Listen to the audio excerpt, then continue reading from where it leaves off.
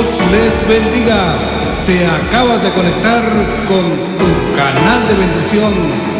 Ministerios Palabra de Unción presenta su programa. Señor, aviva tu obra en medio de los tiempos y hazla conocer. Y su segmento, exploremos, investiguemos y descodifiquemos la Biblia. Con su amigo y hermano en Cristo, Asbel Rosales. Si te gustan mis videos, déjame tu like, suscríbete y corramos la voz. Muchas gracias. Muy bendecido día tengan todos y cada uno de ustedes. Un saludo, un abrazo a la distancia en el nombre que es sobre todo nombre, el nombre de nuestro Señor y Salvador Jesucristo. Nuestro tema de hoy: los falsos profetas y los falsos maestros de nuestros tiempos modernos. ¿Quiénes serán? ¿Estarán acaso en el país de Israel? ¿O serán acaso algunas sectas encubiertas con muy buen camuflaje para conspirar contra la iglesia de Cristo? Leamos entonces en 2 de Pedro capítulo 2 y versículos 1 al 3, que nos dice: pero hubo también falsos profetas entre el pueblo, como habrá entre vosotros falsos maestros, que introducirán encubiertamente herejías destructoras, y aún negarán al Señor que los rescató, atrayendo sobre sí mismos destrucción repentina, y muchos seguirán sus disoluciones, por causa de los cuales el camino de la verdad será blasfemado, y por avaricia harán mercadería de vosotros con palabras fingidas. Sobre los tales, ya de largo tiempo, la condenación no se tarda y su perdición no se duerme. Muy bien, primero veamos cuál es la diferencia entre un falso profeta y un falso maestro. El falso profeta típicamente se le da por la supuesta revelación de Dios. Les pongo un pequeño ejemplo para que podamos considerar y entender mejor todo. Podría este falso profeta venir diciendo más o menos algo así: Dios me ha revelado que la segunda venida de Cristo va a suceder en el año 2030, en el mes de septiembre y en el día 10. Entonces, ¿qué pasa? Esa profecía es totalmente falsa, porque Cristo nos dice: pero el día y la hora nadie lo sabe, ni aun los ángeles de los cielos, sino solo mi Padre. San Mateo capítulo 24 y versículo 36. Entonces, el verdadero profeta debe ajustarse a la palabra de Dios. Por ejemplo, miremos lo que nos dice en 1 Corintios capítulo 14 y versículo 3. Pero el que profetiza habla a los hombres para edificación, exhortación y consolación. Estas tres partes de la Biblia hacen mención donde debe el profeta ubicarse para hablar al pueblo del Señor. No es venir diciendo: Dios me ha dicho y me ha revelado. Veamos también las actividades torcidas de un falso maestro. Este no viene diciendo: Dios me ha dicho y me ha revelado. Este zángano lo que hace es torcer las sagradas escrituras, introduce falsas enseñanzas y falsas doctrinas y herejías y engaña al pueblo con lisonjas, pervierte las mentes y es el fundador de cualquier otra nueva secta.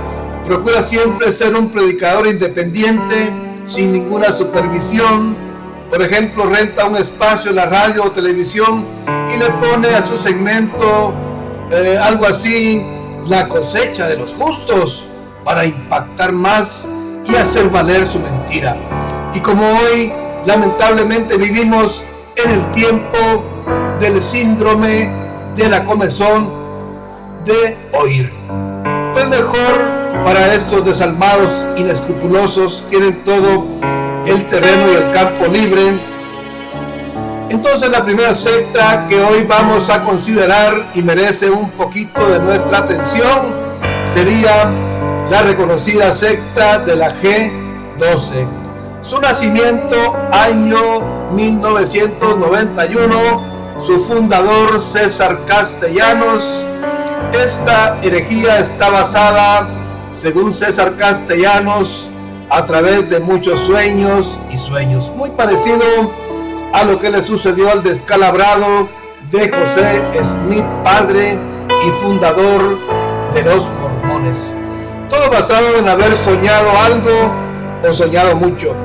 Lo que este César Bolaños no sabía cuando empezó esta supuesta revelación era que se estaba uniendo al mismo sueño de Ignacio de Loyola, el fundador de la orden de los jesuitas.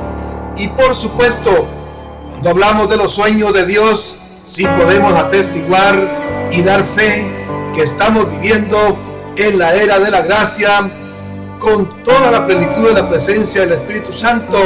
Él dijo en su palabra: en aquellos días derramaré de mi espíritu sobre toda carne, y los ancianos soñarían sueños y los jóvenes verían visiones.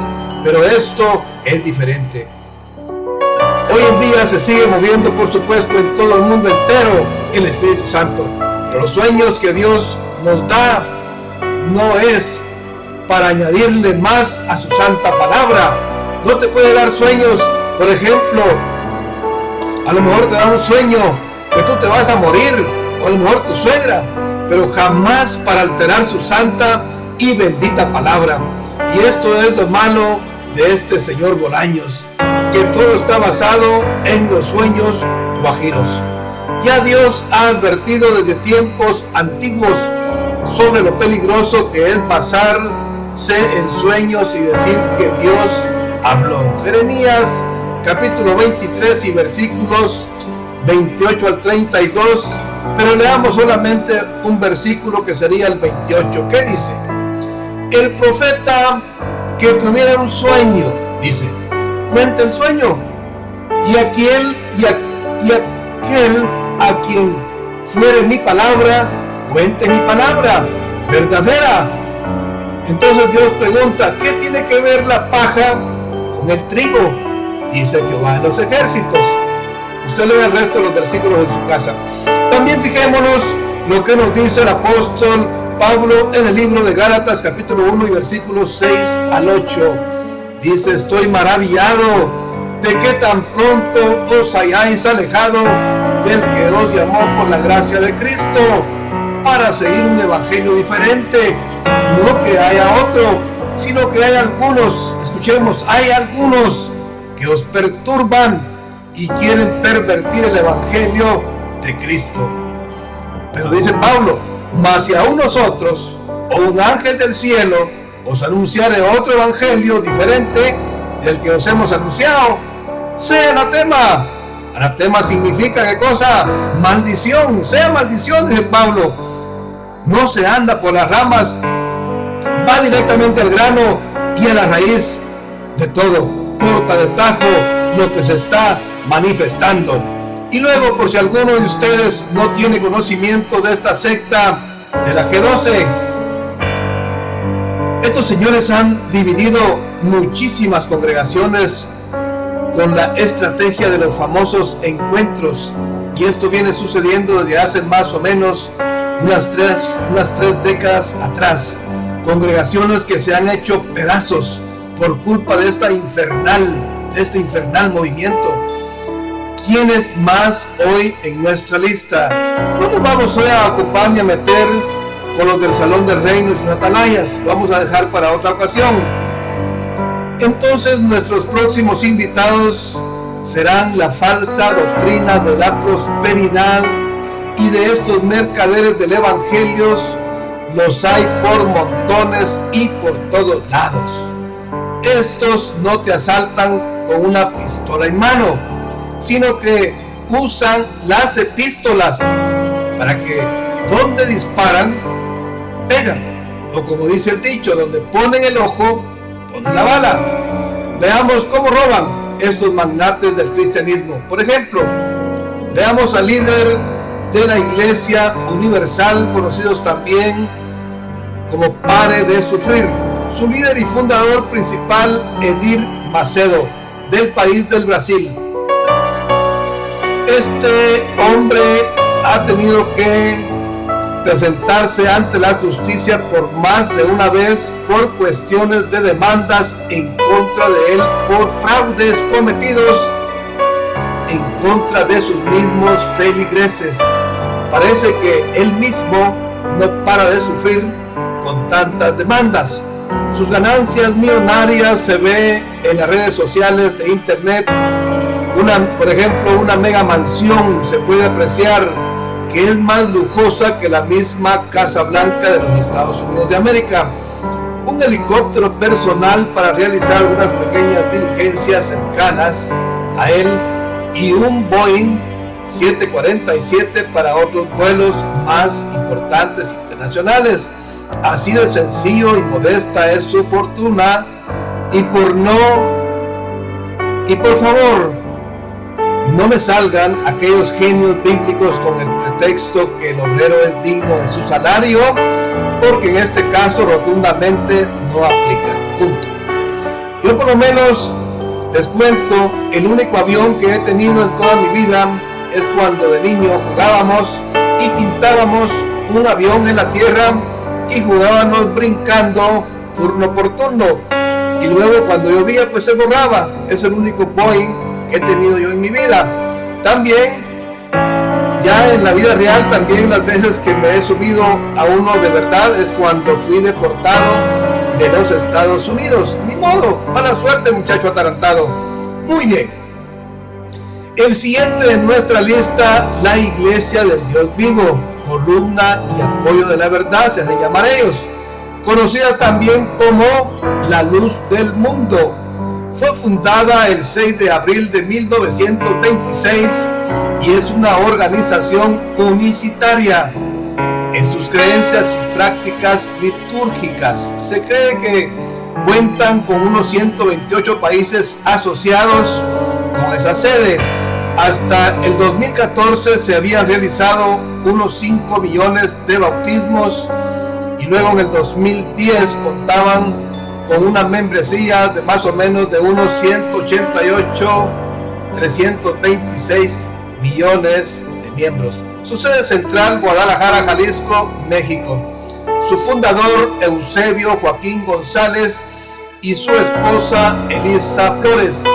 Veamos primero algunas anomalías y cosas de ellos que se contradicen con las escrituras. Por ejemplo, cuando muere el fundador y lo sucede el primer hijo y luego el segundo, a eso se le reconoce como una dinastía. ¿Qué significa la palabra dinastía? Eso significa que es una serie de reyes o soberanos que pertenecen a la misma familia y que le va sucediendo uno tras de otro. En la era o dispensación de la gracia, esto ya no existe, más es el sistema. Cada individuo, o sea, cada hijo de Dios, tendrá que ser un día llamado genuinamente por Dios y enviado según Él o los propósitos divinos del Señor. Nada que papi me da todo lo que quiero. Veamos lo siguiente, su doctrina unicitaria. A esta doctrina se le reconoce como solo Jesús. También se denominan Iglesia Apostólica. En sus prácticas litúrgicas, las mujeres se cubren la cabeza con un velo y ellos, la iglesia, realizan sus bautismos en el nombre de Jesús. Por eso, he ahí el seudónimo, solo Jesús, son reconocidos. Según ellos, no existen las tres divinas personas de la Trinidad de Dios. Es solamente para ellos uno y nada más. También se cree que el patriarca Eusebio Joaquín González perteneció a los cristeros. A los cristeros de México. Este era un grupo revolucionario, al igual que el grupo guerrillero que se manifestó en Chiapas cuando surgen los zapatistas dirigidos y liderados por el subcomandante Marcos o subcomandante Cero. Son las cosas raras, por no profundizar mucho, que encontramos en esta sede de la mega iglesia conocida como la luz del mundo. Ahora veamos lo que interesa